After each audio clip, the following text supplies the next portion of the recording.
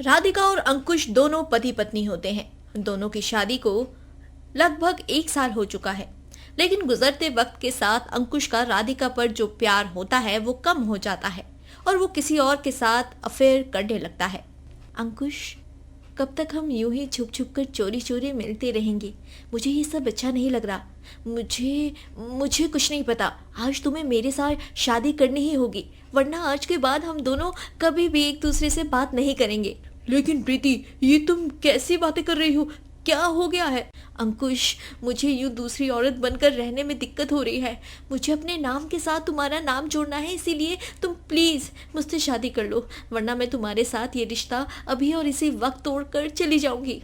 लेकिन प्रीति, छोड़ो, तुम्हें तो बस उस राधिका से ही प्यार है ना?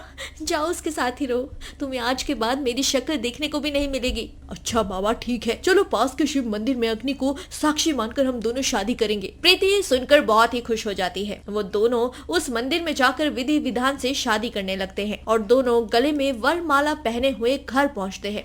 अपने सौतन को अपने ससुराल की चौखट पर देख बेचारी राधिका के होश उड़ जाते हैं।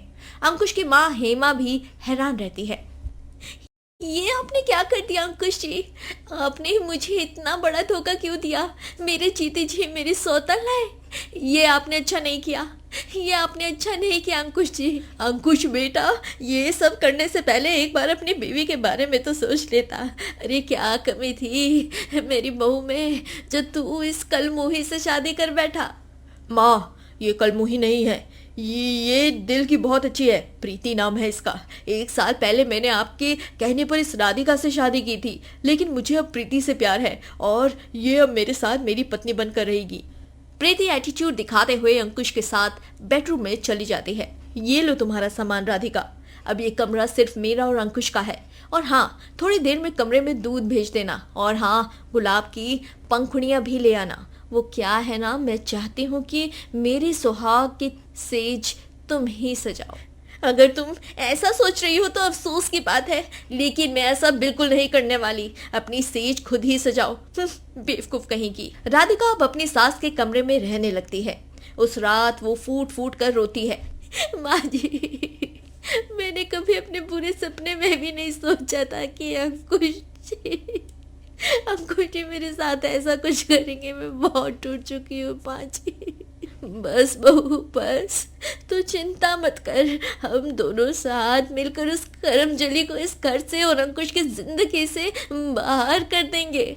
अगली सुबह नाश्ता करते समय, राधिका, जरा वो ब्रेड और बटर तो पास करना जरा। तुम्हें भगवान जी ने 2 हाथ दूसरों का घर तोड़ने के लिए ही नहीं दिया है, इसीलिए उनका इस्तेमाल करो और ब्रेड बटर खुद लो। मैं यहाँ तुम्हारी नौकरानी नहीं बैठी हूँ। राधिका, तमीज से बात करो प्रीति से। और तू तमीज से बात कर मेरी राधिका बहू से, समझा? छोड़ो ना बेबी, क्यों सुबह सुबह इस राधिका के मुंह लग रहे हो?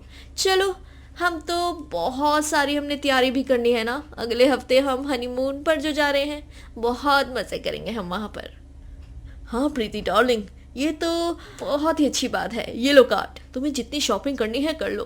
Thank you baby, I love you. Love you too sweetheart. ये सब देख राधिका को बहुत गुस्सा आता है। बाद में सास के कमरे में, तू फिक्र मत कर बहू, हम दोनों मिलकर उस चुड़ैल का हनीमून खराब कर ही देंगे। हाँ माँ जी, मैं अपनी सौतन का हनीमून तो बर्बाद करके ही रहूंगी, चाहे कुछ भी हो जाए। जब प्रीति और अंकुश के हनीमून जाने का समय आता है, तभी राधिका और हेमा उनकी कार के टायर पंचर कर देते हैं। तभी मैकेनिक को बुलाने पर मैकेनिक भी देर से आता है और उसी कारण उसका उस दिन हनीमून जाना कैंसिल हो जाता है। अरे नहीं नहीं अंकुश, हमने जो रिजॉर्ट बुक किया था टाइम पर वहां ना पहुंचने के कारण अब वो किसी और को हो चुका है। अब हम वहां नहीं जा पाएंगे। अरे यार, इस बार सास बहू का प्लान कामयाब हो जाता है, लेकिन प्रीति 2 दिन बाद फिर से रिजॉर्ट बुक करती है। इस बार राधिका उसके खाने में ऐसी दवा मिला देती है जिससे उसका पेट बुरी तरह से खराब हो जाता है। अब देखना माँ जी, इसे खाकर तो इस प्रीति का पेट पूरी तरह से खराब हो ही जाएगा और फिर वो और अंकुश जी हनीमून पर जा ही नहीं पाएंगे। हाँ बहू, एकदम बढ़िया प्लान है। हेमा और राधिका का रचाया हुआ ये प्लान सफल होने ही वाला होता है। प्रीति उस खाने को खा ही रही होती है, लेकिन अचानक से खाते खाते उसकी थाली नीचे गिर जाती है और सारा खाना खराब हो जाता है। ओह नो, ये खाना तो खराब हो गया, अब मैं इसे नहीं खाऊंगी। अरे नहीं, अगर इसने खाना नहीं खाया तो ये हनीमून के लिए निकल जाएगी।